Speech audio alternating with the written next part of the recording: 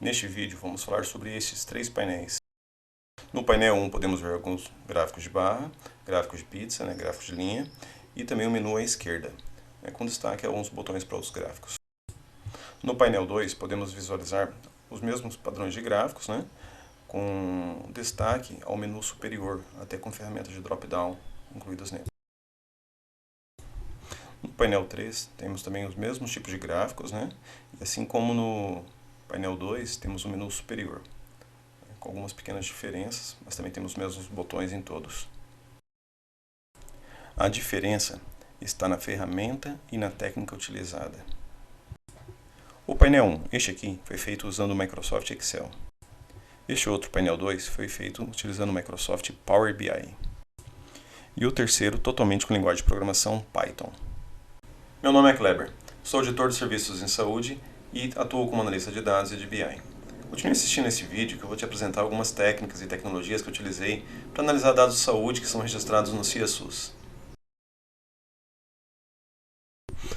Bom, continuando esse nosso vídeo, vamos falar um pouco sobre conhecimento. Por que sobre conhecimento? Eu não iniciei o projeto escolhendo uma ferramenta, desenvolvendo um painel, ou escolhendo aleatoriamente uma base de dados.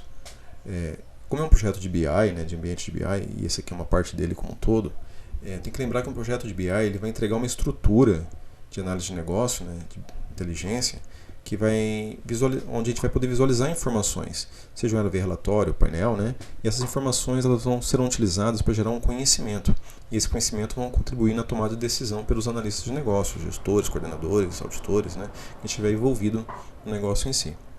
Então, a primeira coisa é definir esse conhecimento. Eu definindo esse conhecimento, o que eu almejo analisar, visualizar, eu preciso saber quais informações vão ajudar a contribuir, compor esse conhecimento. E sobre essas informações, quais dados compõem elas? Quais dados compõem essas informações?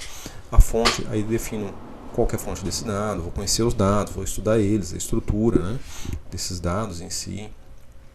E pode ser de um outro sistema, ou vem de um arquivo em específico, um formulário. Mas aqui no caso eu estou trabalhando num escopo muito específico, estou falando de análise de dados do CIASUS. Eu não vou falar do projeto de BI, das técnicas todas, não vou falar de sistema transacional aqui nesse vídeo, nem de qual técnica que eu utilizei para extração de dados, cubos de dados, métodos analíticos em si. Vamos trabalhar de uma forma bem singular, bem simples, aqui, e partindo da definição do conhecimento. Qual o conhecimento que eu almejei para esse projeto aqui, a princípio, para iniciar ele? A quantidade e distribuição de procedimentos. Então eu queria ver quais são os procedimentos num determinado local e período, que foi aprovado no município, no caso, não no estabelecimento em si, mas no município, e quais informações eu precisaria. Eu defini. Então, para chegar nesse conhecimento, eu defini que eu ia trabalhar com esse grupo de informações, poderia ter visto outras, mas eu foquei em algo bem singular, bem simples, mas é um projeto tangível. Então eu defini a quantidade, eu queria saber quais estabelecimentos, características desse estabelecimento, quais profissionais estariam envolvidos, quanto à ocupação, se é médico, enfermeiro, a nacionalidade do paciente, porque muitos dos dados às vezes municípios atendem pessoas de fora do país também, principalmente municípios de fronteira. E essas informações, quais dados iriam compor? Aí eu escolhi a base de dados do CIASUS. Poderia ter escolhido outras? Sim, tem dados abertos, via Tabuin, tem dados do SUS, tem outros sistemas também.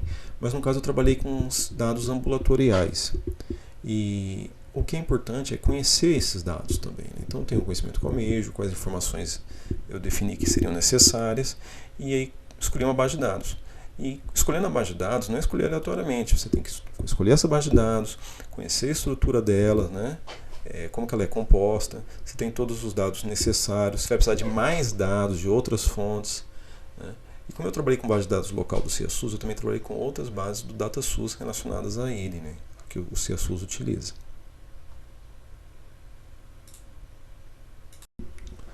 Falando um pouco sobre o CIASUS, tem que deixar bem claro que ele não é um sistema onde você lança procedimentos nele. Ele é um sistema de informações ambulatoriais do SUS, mas na verdade ele integra informações de outros sistemas.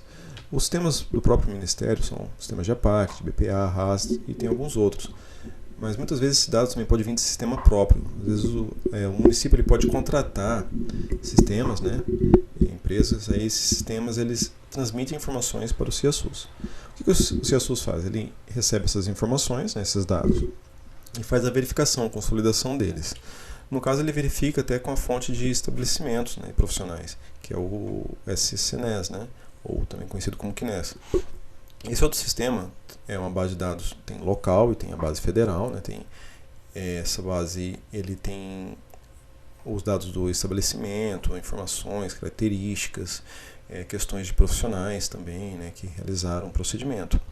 E como eu estou falando de procedimento, né, atendimento, e tem um procedimento registrado, que às vezes um atendimento tem mais, em geral, tem mais de um procedimento.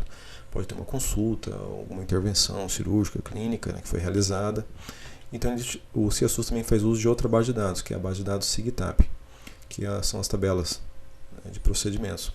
De forma simples seria isso. Então o CIASUS ele verifica quais procedimentos pode ou não ter sido realizado naquele estabelecimento, qual estabelecimento foi realizado, os profissionais, faz a verificação.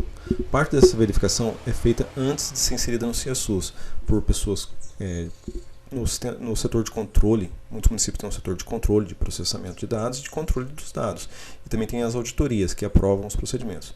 Então nós estamos falando de sistemas apresentados, entregues, né, os atendimentos realizados, e de sistemas aprovados. Então são dois tipos de procedimentos. Então tem a fase, por exemplo, um estabelecimento gerou 1000 procedimentos, e durante a verificação, seja por humana, né, por controladores ou auditores, ou pela verificação final do próprio sistema CIASUS, né, automática dele, de repente desses 1000 procedimentos pode ter tido algum bloqueio, algum procedimento que não foi aprovado.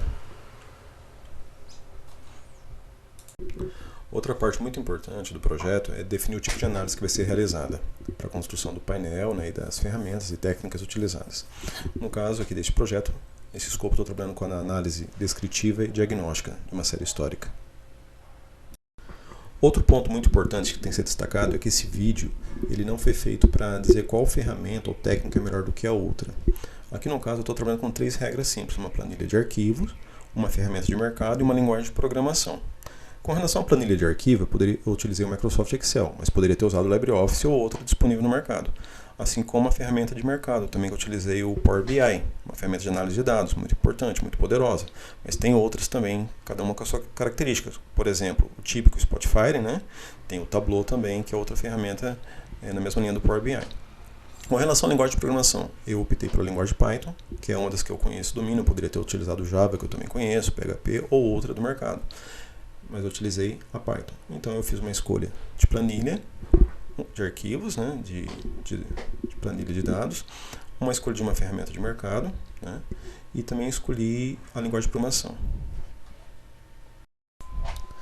Para obtenção e tratamento e preparo dos dados do CIASUS, eu utilizei uma ferramenta, um sistema que eu criei em Access entre 2013 e 2014. Com ele foi possível integrar bases CNES local, né, bases do SIGTAP também, junto com os dados obtidos do CIASUS. E através dele é possível, dessa ferramenta, eu consigo gerar vários relatórios, né, fazer vários insights ali de análise. E, inclusive gerar um arquivo em Excel já pronto com uma base de dados estruturadas que vai de acordo com o escopo que eu almejava aqui. Posso obter outras análises também, né? Obter outros conhecimentos que eu desejar. E foi possível, assim, gerar o arquivo final. No caso, este arquivo exportado, gerado, ele é arquivo Excel, contendo as colunas, né? Já é uma análise de dados filtrada, né? Já tem só as colunas necessárias, né? Os dados necessários para as informações. E já tem algumas pré-estabelecidas. Nessa outra parte aqui a gente pode ver que já foram inseridas também outras colunas que tem a ver com as definições de categorias do estabelecimento. Então aqui nessa parte também estão relacionados dados das tabelas de definição. Esse tratamento ele é diferente, aqui no caso foi feito para o Excel, né? Já para o Power BI e para o Python a estratégia foi diferente. Não precisei fazer todo esse tratamento de higienização direto com as planilhas do Excel. foi criada uma aplicação, né? Tipo aquela que eu mencionei anteriormente. E esse servidor de aplicação ele possibilita importar a base de dados e armazenar. E depois é feito o tratamento no sistema de cubo de dados, né, de análise, e gera os dados já pronto. Assim como essa outra aplicação em Axis gera o arquivo em Excel, dentro do próprio banco de dados criado, a aplicação já cria uma entidade própria, né, a relação de cubagem, onde cria o arquivo final. E também é feita toda a tratativa, né, de outras tabelas de definição com base na própria base de dados do KNES, né, e do SIGTAP, e outras fontes de dados que ajudam a categorizar toda a análise de BI deste projeto que eu estou apresentando. Uma vez definida a base de dados, né, aqui no Excel eu gerei esse arquivo único com toda a base de dados necessária, né, para manipulação, e fiz a aplicação, né, um arquivo Excel com esse arquivo, com tabelas dinâmicas. No caso, não precisei trabalhar com VBA, Power Query, nada tão complexo. Foi simplesmente as funções básicas e algumas avançadas dentro do próprio Microsoft Excel. E cada usuário pode utilizar ele dessa forma. Um arquivo único, baixar sua base de dados específica, que tem essa mesma estrutura, no caso, se utilizar essa mesma fonte, né, desse sistema que eu estou utilizando, ou outra similar, ou construir, e utilizar esse arquivo único, né? No caso seria a cada mês acrescentar nesse arquivo mais linhas, né? E trabalhar. Lembrando que se vai acrescentar mais linhas, tem que respeitar o limite de linhas que o Excel possibilita ler. Independente da potência da máquina, né? Da capacidade técnica da máquina, mas há um limite que o Excel ele vai ler, é um limite de linhas que ele processa, né? Utilizando o Power BI, eu pensei de forma diferente, porque o Power BI ele permite importar a base, né, de várias formas, de vários tipos de arquivos, né. Como eu estou trabalhando com arquivo Excel, ele tem uma vantagem. Então eu utilizei duas estratégias. A primeira foi colocar uma pasta, cada um, em vez de trabalhar com um arquivo único igual o Excel, né, a planilha do Excel, esse painel do Power BI eu utilizei uma pasta na rede com vários arquivos, cada um de um mês, né. A primeira estratégia foi essa. Eu poderia ter feito só com um arquivo único, mas na hora de ampliar esse arquivo, em vez de mexer no arquivo só, eu só baixaria o arquivo do mês e colocaria nessa pasta da rede. E a aplicação desenvolvida no Power BI, né, essa ferramenta, leria esse arquivo, faria a sua atualização e poderia manipular cada vez com mais dados. Essa foi a primeira estratégia. Na segunda, que eu acabei utilizando depois evoluindo, é um banco de dados único distribuído na rede. No caso, a pasta poderia ser distribuída na rede também, mas o banco de dados permite outros tipos de manipulação e tratamento. Então, no caso, a opção que eu utilizei foi um banco de dados do tipo SQL, né, que tem vários tipos no mercado. Eu utilizei aqui, no caso, o Postgres, poderia ter usado mais SQL ou outro. E esse banco de dados ficou distribuído na rede, e cada máquina possibilita aqui o acesso a está configurada para acessar esse servidor, e cada máquina com seu Power BI instalado, e esse arquivo, né, em cada máquina configurado. Então, cada usuário poderia, de forma independente, acessar esses dados e manipular em seu próprio computador a aplicação em si, né, o painel desenvolvido. Este terceiro painel eu utilizei linguagem de programação, no caso a Python. A vantagem da linguagem de programação foi criar um servidor com uma aplicação em si, né, tudo em intranet ou internet poderia ser também, e conectado a um banco de dados. Essa aplicação, qual que é a vantagem? Para fazer alguns tratamentos ou outros nessa base obtida ou outras fontes, ele também permite fazer outras higienizações, implementar também captação, inserção de outros dados de forma sistemática. Então ele pode automatizar alguns outros processos. Então, com a linguagem de programação utilizada, eu pude fazer um servidor web e modificar e criar um banco de dados. E foi esse banco de dados que eu usei na estratégia 2 do Power BI também. Qual que é a vantagem? A aplicação, no caso, por ser uma aplicação, não preciso de uma ferramenta instalada no computador de cada usuário. Cada usuário utiliza seu próprio navegador de internet, seja ele qual for, né? E conectado na intranet ou na internet, no caso se subisse para a nuvem esse servidor, ele faria a conexão na aplicação e a aplicação traz esse painel, né, para o usuário. A vantagem aqui principal é que não precisa de configurações específicas em cada máquina de conexão. É simplesmente criar o servidor, criar uma aplicação, um servidor de banco de dados ali também, e disponibilizar na rede, seja intranet ou internet, e cada usuário utilizar seu navegador. Sobre o produto final, o que há de comum entre os três painéis é um gráfico de barras com um total de procedimentos, sendo que no painel em Python foi feito um diferencial, que é um filtro entre os 10 primeiros e os 10 últimos, ou exibir todos os procedimentos.